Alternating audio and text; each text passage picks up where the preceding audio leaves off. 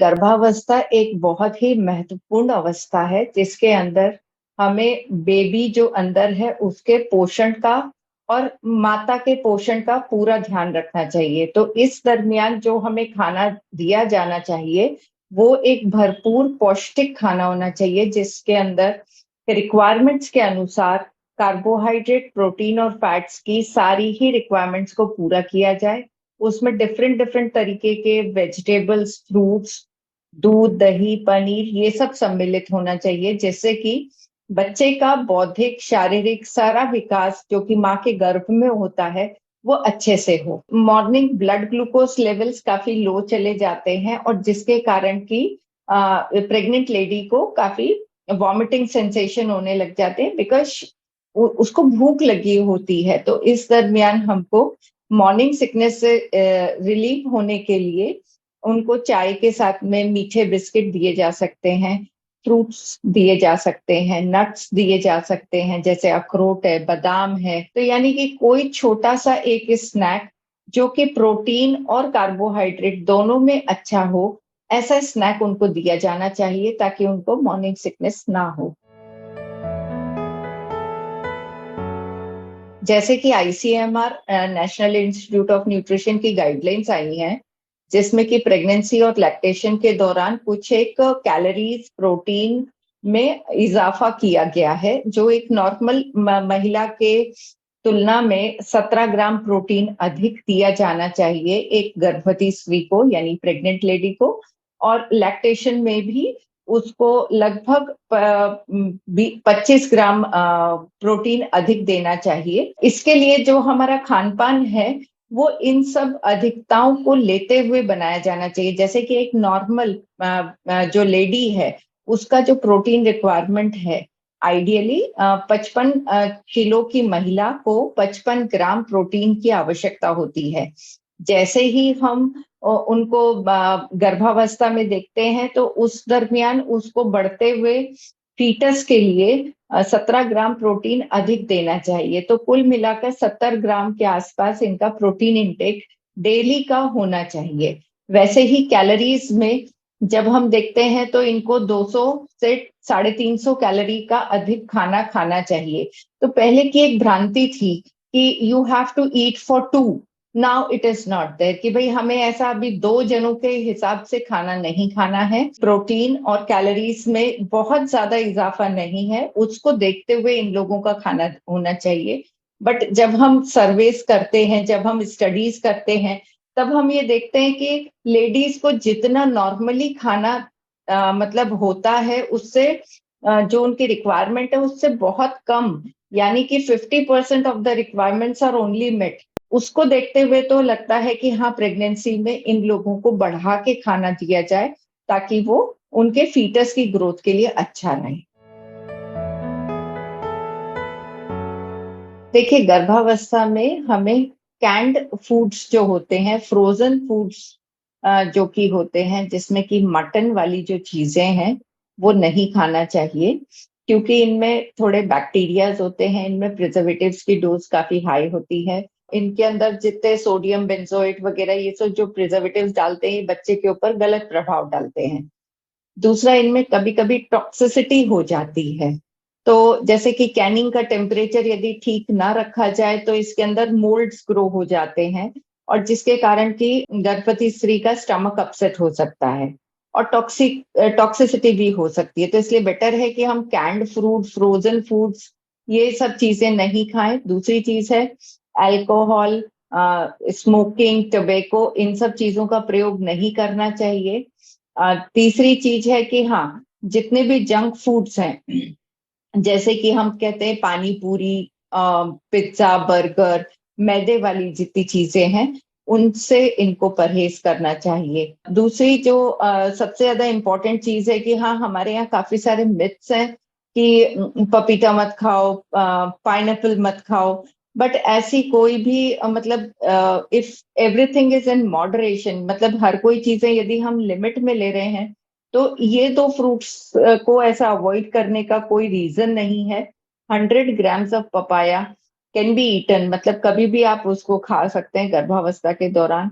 क्योंकि इसमें जो तत्व हैं वो कहना चाहिए जब हम एक लिमिटेड क्वांटिटी में लेते हैं तो it is good enough for the baby.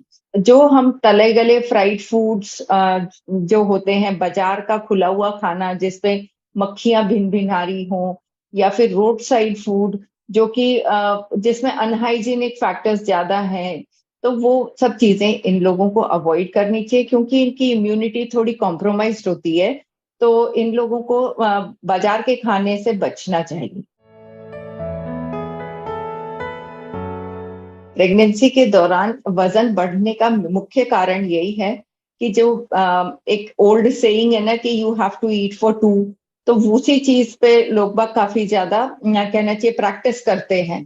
तो वो दो जनों का खाना खाने लग जाते हैं, जबकि देखा जाए तो प्रेगनेंसी में इतनी ज्यादा यानी कि जस्ट द डबल आपकी कैलोरी की रिक्वायरमेंट नहीं बढ़ती है। सो यदि आप कैलोरीज को कंट्रोल करते हैं, प्रोटीन्स को कंट्रोल्ड अमाउंट में लेते हैं, तो आपका जो प्रेग्नेंट लेडी है उसका वजन इतना ज्यादा नहीं बढ़ता, बच्चे का वजन अच्छा बढ़ता है, बच्चे की ग्रोथ अच्छी होती है, उसके अंदर बर्थ डिफेक्ट्स कम होते हैं यदि माँ जो है वो एक प्रॉपर बैलेंस न्यूट्रिटिव डाइट ले।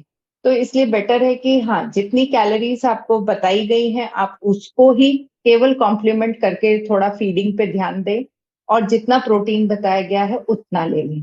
तो इससे लेडी का वजन नहीं बढ़ता, बच्चे का ठीक रहेगा। दूसरी चीज, वजन बढ़ तो जाता है पर उसके बाद में उसको कम करने की भी बहुत बड़ी समस्या सामने आती है। तो देखिए, प्रेगनेंसी के दौरान कुछ मात्रा में फैट बॉडी एक्यूमुलेट करती ही है, that is good for lactation. यानी कि जब माँ उसको दूध पिलाएगी बच्चे को, तब उस समय वो फैट के स्टोर्स जो बन जाते हैं वो काम आते हैं। तो इसलिए वो तो ठीक है, बट हाँ, excess 8 to 11 kgs is the ideal weight gain during a term. तो फुल टर्म में आपका 8 किलो से लेके 11 किलो तक का वजन बढ़ना चाहिए। अब उससे ज्यादा यदि बढ़ता है तो वो एक चिंता का विषय है, क्योंकि जैसे ही माँ का वजन ज्यादा बढ़ने लग जाता है तो काफी सारी कहना चाहिए कॉम्प्लिकेशंस ऑफ प्रेगनेंसी अराइज होने लग जाती हैं, जैसे हाइपरटेंशन है, डायबिटीज है ड्यूरिंग प्रेगनेंसी, ये होने लग जाती है। तो वजन को नियंत्रित रखना बहुत जरूरी है। तो वजन को कैसे नियंत्रित रखा जा सकता है? जब आप एक संतुलित भोजन लें और आपकी कैलोरी और प्रोटीन की रिक्वायरमेंट को ध्यान में रख के आपका एक डाइट चार्ट बनवा के और उसके अनुसार आप डाइट लें। एनीमिया क्योंकि इसलिए होता है क्योंकि इस दरमियान बच्चे का ब्लड वॉल्यूम भी माँ को ही निर्मित करके देना होता है, प्लेसेंटा बनता है, बच्चे का ब्लड वॉल्यूम बढ़ता है। तो यदि आयरन जो हमें सप्लीमेंट्स लिखे जाते हैं गाइनेक्स के द्वारा, यदि हम वो टाइम से लेते रहें तो आयरन की कमी नहीं होती है, यानी एनीमिया नहीं होता है।